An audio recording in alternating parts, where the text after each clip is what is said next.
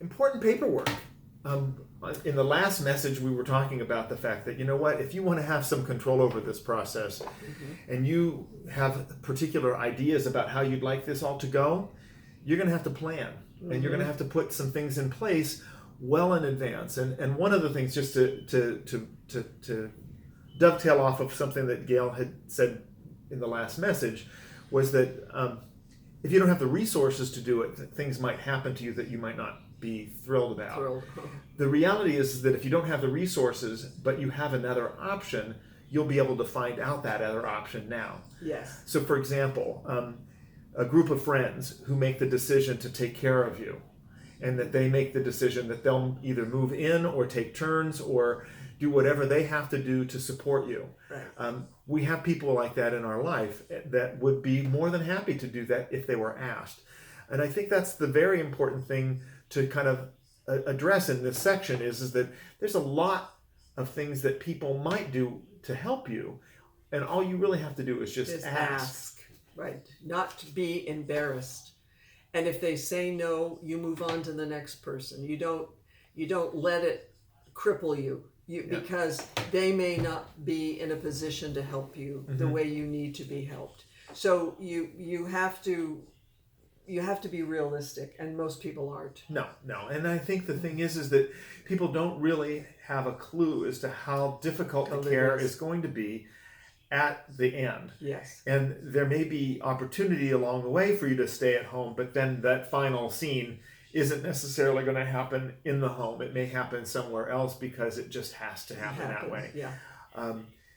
Well, just the cost, Michael. Yeah. I mean, we were discussing earlier today the $75 an hour nurse that has to be there 24, not one person, but a staff of people that have to be there around the clock. Well, if you're incontinent, and you have to be turned and changed and wiped and that becomes impossible. You need to be someplace where you can get really good care and be washed, because they pick you up in a sling and they put you in a nice warm tub. Yeah, there's a lot to go through when it comes to setting up those kind of services at the end of a person's life, and that end could be a couple of days to a couple of months to a couple of years. Depending on what's going on with you. One of the things that's important in this particular section, in this message, is an advance directive. And an advance directive, at the end of the day, kind of gives us an overview of what you would like. Would you like things to be done or not to be done? And it's usually very general. The most important thing that you get from an advance directive, specifically a durable power of attorney for healthcare, is the ability to assign the responsibility to one individual or two individuals, so that they can make decisions that represent your wishes if you're unable to speak. That is about the most that those documents do. They were set into place and set into motion a long time ago to be able to give us some guidance in terms of what you want, but it's not enough. Most times people will bring their advance directive to the emergency room, and the physician or the nurse will look at that, and all they're concerned about is who can make the decisions. Who's on the bottom line? Because they're not going to read 12 pages. No. They're just not going to spend the time looking at that unless it's in they're hoping, color coded. Yeah. They're hoping that the person that you've assigned has read it and discussed it with you and knows exactly what. And all need. they want is they want to know who that person is. Yes, right. Because, and the backup. Right, because that's going to help them make decisions about how to care for you. Because if it doesn't exist, if there is nobody who is in place to make decisions for you, the physician will make decisions. And the physician and the nursing staff will make decisions that are basically very conservative. At this point in time, we're not at a stage where we don't provide care to people. We're going to provide the care that we think you need at that time. And so you may not want the care that is being offered. For example, if you're dealing with end of life and you do not wish to be resuscitated and placed on a ventilator, you need to put that in writing. That is information that's crucial, that needs to be conveyed to somebody, because if you don't put that in writing, you will have CPR and you will end up in the emergency room. And you'll end up in isolation and intensive care. Absolutely. And it will happen. It's not an if. It will happen. Yeah, almost everything we talk about, Michael, is critical. But this kind of thing, the person that you select, or the two people that you select, has got to be on the same page with you. In other words, their belief system, their morals, for lack of a better term, are critical. If they're not with you in what you want, find somebody else. Yeah.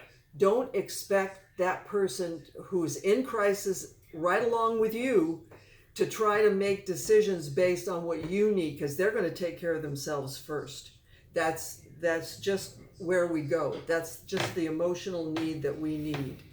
So the nice thing for California and for 5 or 6 other states is now we have the POLST. Well, no, it's actually most of the U.S. has the document. Good. I thought we were still limited. No. POLST stands for Physician Orders for Life-Sustaining Treatment, and it's basically a bright pink document. In some countries, in some states, it's a different color, but it's a neon color almost always. And the reason that it's a bright color is so that it stands out in a stack of paperwork. That's right. The goal for the POLST is to identify 3 things. Mm-hmm. CPR, intensity of care, and artificial feeding and artificial nutrition and hydration. And if you have given a response to those 3 items, any physician will know how to care for you. That's right.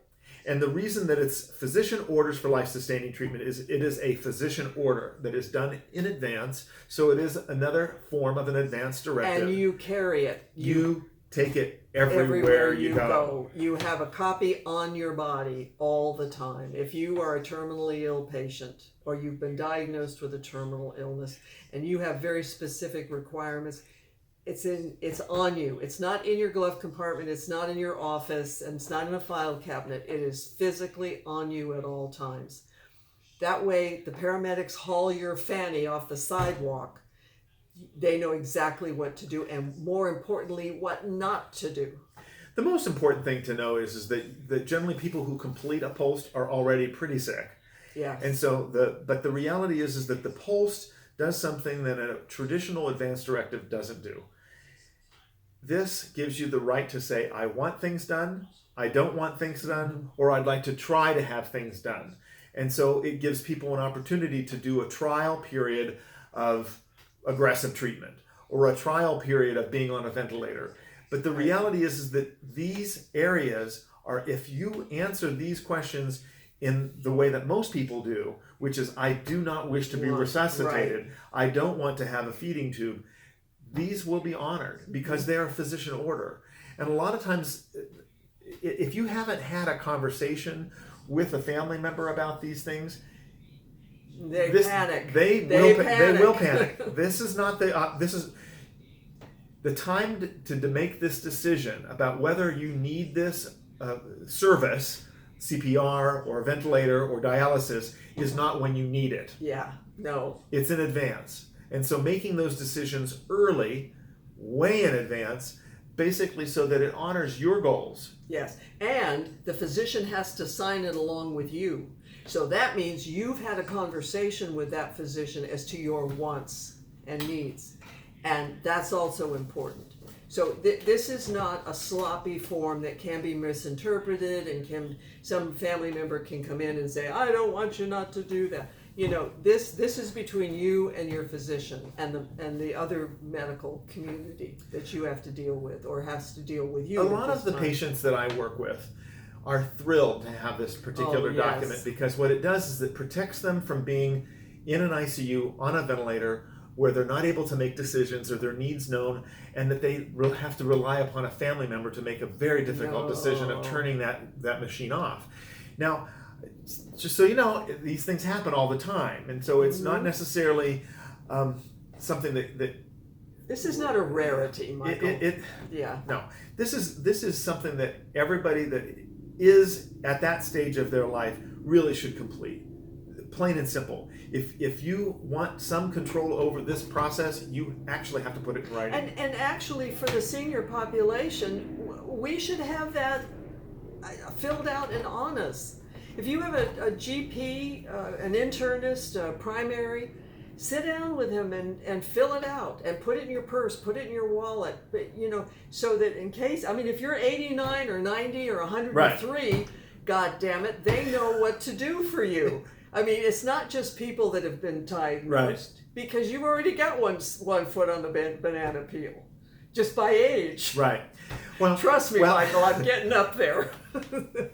The truth is, Gail, is that we try to only complete those on people who have something going on. I'm just pushing for the senior population. But if you are above a certain age and this matters to you, I think people should fill it out. I think that people should fill it out. I think their physician should sign it. Yes. And I think that should be something that they do carry with them. Yes. Because what it does is it tells the next person what you want. Now, and that's crucial. That is a crucial thing, is to be able to say that. It speaks for you. Okay, let me address it in a different way. If you're wearing a life-saving beeper, okay, means you could fall, you could slip, you could hit your head, you could do all kinds. You could have a stroke. Right.